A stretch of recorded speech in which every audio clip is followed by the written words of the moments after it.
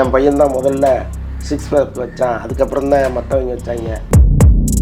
நேற்று மட்டும் 18 நிமிஷம் சூர்யா பேசியிருக்காரு. அதில் 12 நிமிஷம் நன்றி மட்டும் சொல்லியிருக்காரு. நாங்கள் அவர் மணிரத்னங்கிறத கூப்பிட்றது மறந்து ஒரு கட்டத்தில் 5.5 மணி ரத்னம்னே கூப்பிட ஆரம்பிச்சிட்டான். சிம்பு தான் அவர் வந்து லொல்லு சபாவிலேருந்து கொண்டு வந்து சினிமாவுக்கு அறிமுகப்படுத்தினவர்.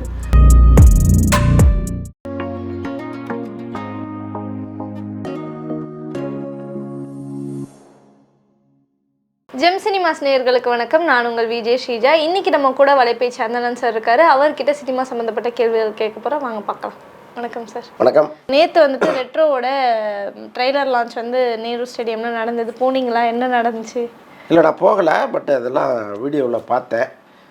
சூர்யா பேசுனது, அப்புறம் அங்கே இருந்த ரசிகர்களுடைய ஆரவாரம், கொண்டாட்டம் எல்லாத்தையுமே பார்த்தேன். அப்புறம் இந்த ட்ரெய்லர் வந்துருந்துச்சு. எல்லாமே பார்க்கும் பொழுது சூர்யா வந்து ஒரு பெரிய நம்பிக்கையோடு இருக்காருங்கிறது நம்மளால் புரிஞ்சுக்க முடிஞ்சுது. அந்த விழாவில் அடுத்தடுத்து பல சர்ச்சைகள், முக்கியமாக சிவகுமார் பேசுனது, என் பையன் தான் முதல்ல 6 பேக் வச்சான், அதுக்கப்புறம் தான் மற்றவங்க வச்சாங்க அப்படின்லாம் அவர் பேசுனது வந்து ஒரு பெரிய சர்ச்சையாக ஓடிட்டுருக்கு. யாரெல்லாம் வந்து சூர்யாவுக்கு முன்னால் 6 பேக் வச்சாங்க அப்படின்னு ஒரு விவாதம் ஒன்று ஓடிட்டுருக்கு. அது தேவையில்லாமல் அவர் அதை கிளப்பி விட்டாரோங்கிற மாதிரி இருந்துச்சு. இன்னொன்று, அந்த ட்ரைலரை பார்க்கும் பொழுது இன்னும் கொஞ்சம் பெட்டராக இருந்திருக்கலாமோன்னு தோணுச்சு. ஏன்னா அல்ஃபோன்ஸ் புத்திரனுங்கிற ஒரு பெரிய டைரக்டர்கிட்ட கொடுத்து கட் பண்ணது அது. ஆக்சுவலாக கார்த்திக் சுப்புராஜே அந்த வேலையை செய்யலாம், அவருக்குன்னு ஒரு எடிட்டர் இருக்கார், அவர் பண்ணலாம். பட் எதுக்காக அல்ஃபோன்ஸ் புத்திரன்ட்ட கொடுத்தாங்க அப்படிங்கிற கேள்வி இருந்துச்சு. நான் கூட அவர் ஒரு பிரமாதமான டைரக்டர், ஏற்கனவே நேரம் அது நிறைய படங்கள் பண்ணியிருக்காரு, சூப்பராக இருக்கும் அவர் டைரக்ஷன்லாம். சரி, அவர் வந்து ஒரு ட்ரெய்லர் கட் பண்ணால் சூப்பராக இருக்குமேன்னு நான் நினச்சேன். கடைசியில் ட்ரெய்லராக வரும்பொழுது இதுக்காக இவ்வளோ பில்டப் கொடுத்தாங்க அப்படிங்கிற மாதிரி இருந்துச்சு. பட் படத்தை பார்ப்போம்.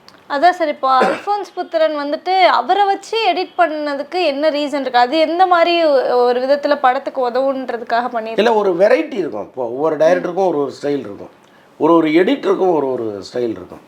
அப்போ ரசிகர்கள் வந்து கார்த்திக் சுப்புராஜ் படம்னா இப்படி தான் இருக்கும்னு ஒரு மைண்ட் செட்டில் இருப்பாங்க. அதை மாற்றுற மாதிரி நம்ம ஒன்று கொடுக்கணும் அப்படிங்கும்போது டோட்டலாக அதை வந்து அப்படியே வேறு ஒரு காம்பவுண்டுக்கு ஷிஃப்ட் பண்ணுறது, நீங்கள் பார்த்து ஒன்று பண்ணுங்கன்னு. அப்போ அது புதுசாக இருக்குமேன்னு அவர் நினச்சிருக்காரு. அது புதுசாக இல்லைங்கிறது தான் இப்போ இருக்கிற சிக்கல். ஓகே சார், உங்களோட கணிப்பில் படம் எப்படி இருக்கும் அப்படின்னு எதிர்பார்க்குறீங்க? எந்த படத்தையும் நம்ம முன்னாடியே சொல்ல முடியாது, அது வந்து வந்த பிறகு தான் தெரியும் அது எப்படி இருக்குன்னு.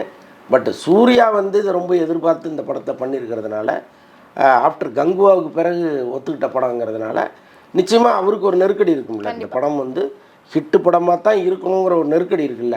ஸோ அப்போ அதுக்காக ஒரு அக்கறை இதில் செலுத்தியிருப்பார்ல. ஸோ அதனால் நமக்கு நம்பிக்கை இருக்குது. Okay sir. அதே மாதிரி ஆடியோ லான்ச் போனவங்களாம் வந்துட்டு படத்தை பற்றி அவ்வளோவா பேசவே இல்லை, டீமே யாருமே அவ்வளோவா பேசவே இல்லை. ஒரு வேளை கங்குவாவோட எதிரொலியாக இருக்குமோ, அதில் படத்தை பற்றி பேசி படம் அந்த அளவுக்கு நமக்கு சக்ஸஸ்ஃபுல்லாக ஓடலை அப்படின்றதுக்காக பேசலையோ அப்படின்ற மாதிரிலாம் சொன்னாங்க. ஏன் இதுக்கான பின்னணியில் வேறு ஏதாவது விஷயம் இருக்குது? கங்குவாவிலே படத்தை பற்றி பேசலையே அவங்க. கங்குவாவில் வந்துட்டு படம் வந்து ப்ரொடியூசர்லாம் நிறைய பேசினாங்க. படம் வந்து படத்தில் இந்த கண்டென்ட் இருக்குன்னு அவங்க பேசல.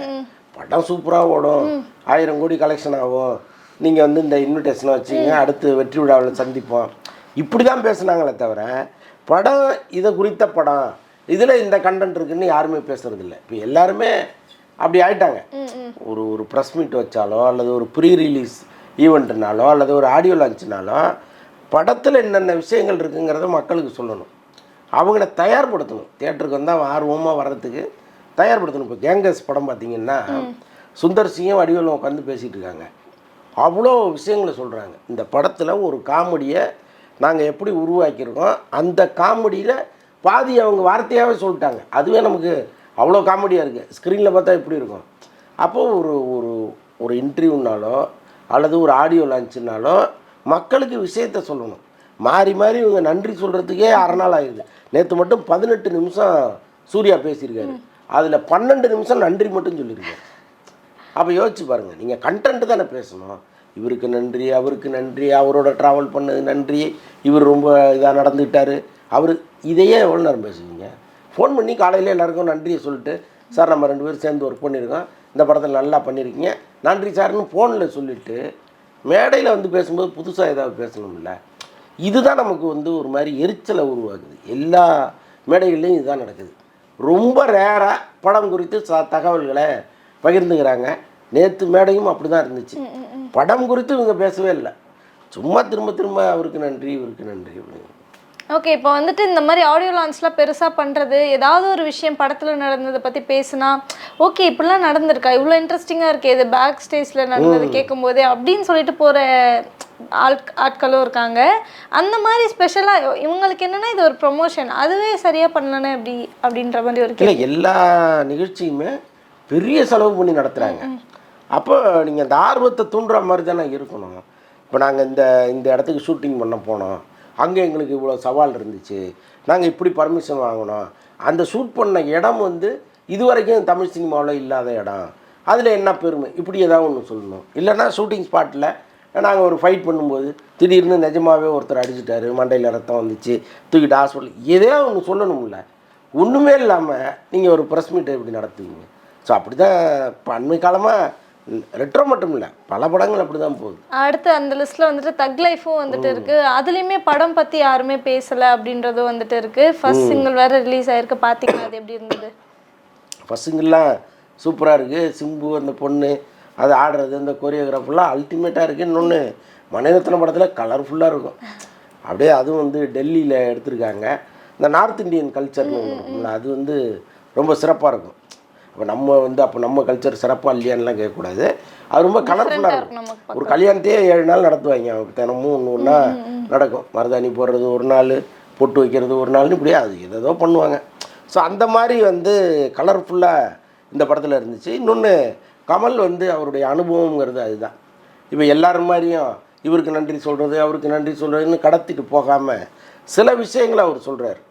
அதில் முக்கியமாக சொன்னது என்னென்னா, ரொம்ப சுவாரஸ்யமான விஷயங்கள்லாம் அப்படி போகிற போக்கில் சொல்லுவார். அதில் வந்து இந்த 5:30 மணி ரத்னம் அது ரொம்ப நல்லா இருந்துச்சு. அதாவது 5:30 மணிக்கு ஃபர்ஸ்ட் ஷாட் வச்சுருவார் மணிரத்னம். அவர் வந்துடுவார் ஷூட்டிங்க்கு ஃபுல்லாக தயாராகி. நாங்கள் அவர் மணிரத்னங்கிறத கூப்பிட்றது மறந்து ஒரு கட்டத்தில் 5:30 மணி ரத்னம்னே கூப்பிட ஆரம்பிச்சிட்டோம். அப்படி ஒரு பட்டம் கொடுத்தாரு. ஸோ இதெல்லாம் கமலுக்கே உரிய லாபகம். இப்போ உட்காந்து பேசுகிறோம்ல, இப்போ பேசுகிறதுக்கு ஒரு கண்டென்ட் நீங்கள் கொடுக்கணும்ல. ஒன்றுமே இல்லாமல் திரும்ப திரும்ப மாற்றி மாற்றி சொரிஞ்சிக்கிறது எப்படின்னு தான் புரிய மாட்டேன். ஓகே சார், நம்ம கொஞ்ச நாள் முன்னாடி வந்துட்டு சந்தானம் வந்துட்டு ஹீரோவாக அவருக்கு வந்துட்டு ஓகேவாக தான் இருக்குது, ஆனால் அவர் காமெடியனாக பார்க்குறதுக்கு தான் வேறு லெவலில் இருக்குது, அவர்கிட்ட யாராவது எடுத்து சொன்னால் நல்லாயிருக்கும் அப்படின்ற மாதிரி கூட நீங்கள் சொல்லியிருந்தீங்க. இப்போ எஸ்டிஆரும் சந்தானமும் சேர்ந்து படம் பண்ண போகிறதா வந்து சொல்லியிருக்காங்க. இவங்களோட காம்போவில் வந்த படங்கள் எல்லாமே வந்துட்டு சூப்பர் ஹிட்டு. வானம் படம் சொல்லவே தேவையில்லை, அவ்வளோ மீம் டெம்ப்ளேட் அதில் வந்துட்டு இருக்குது. டே டு டே லைஃப்பில் வந்துட்டு யூஸ் பண்ணுற வார்த்தைகள் எல்லாம் வந்துட்டு அந்த படத்தில் நாங்கள் எடுத்துக்கிட்டோம். அப்படி இருக்கும்போது மறுபடியும் வந்துட்டு நடிக்க போகிறாங்கன்னு சொல்லும் போதே சந்தோஷமாக இருக்குது. அதே மாதிரி இதில் என்ன சொல்லியிருக்காங்க அப்படின்னு பார்த்தீங்கன்னா, சம்பளமும் நிறைய கேட்டிருக்காங்க, அட்வான்ஸே 7 கோடி கொடுத்துருக்காங்க அப்படின்ற மாதிரி சொல்கிறாங்க. கேட்கும்போது 7 கோடி அட்வான்ஸா அப்படின்ற மாதிரிலாம் இருக்குது. உண்மையாக அது எப்போ வரும், எப்படிப்பட்ட படமாக வரும்? இல்லை, 7 கோடி அட்வான்ஸ் எல்லாம் இல்லை, முழு சம்பளமே அவ்வளோ தான் இருக்கும். ஓகே, ஏன்னாப்பா அவர் ஹீரோவாக நடிக்கிறதுக்கு 5 கோடி தான் வாங்குறேன். அவர்கிட்ட போய் அதுக்கு மேலே வாய்ப்பு இல்லைல்ல. பட் என்னென்னா, இப்போ சிம்புங்கும் போது அவர் இன்னும் சம்பளத்தை குறைச்சிருக்கிறதுக்கு வாய்ப்பு இருக்குது. இப்போ சிம்பு தான் அவர் வந்து லொல்லு சபாவிலேருந்து கொண்டு வந்து சினிமாவுக்கு அறிமுகப்படுத்தினவர். அந்த கட்டசி அவர்கிட்ட இருக்குது எப்போவுமே. பல இன்டர்வியூவில் அவர் சொல்லியிருக்கிறாரு, சிம்பு கூப்பிட்டா போயிடுவானா, மற்ற யார் கூப்பிட்டாலும் அதை நான் யோசிப்பேன்லாம் சொல்லியிருக்காரு. ஸோ அப்படி இருக்கும்போது சிம்பு வந்து எல்லா படத்துக்குமே நீ வான்னு கூப்பிட்டு அவரும் இம்சை கொடுக்காம கரெக்டாக ஒரு படத்துக்கு நீங்கள் வந்தால் நல்லாயிருக்கும்னு கூப்பிட்றாரு. இவரும் வந்து போகிறாரு. இப்போ இதை அடுத்து சந்தானம் வந்து பல படங்களில் ஒரு செகண்ட் ஹீரோவாக வர்றதுக்கெல்லாம் நிறையா வாய்ப்புகள் இருக்குது. அவரும் அந்த மாதிரி படங்களில் பண்ணலாங்கிற மூடுக்கு வந்திருக்காரு.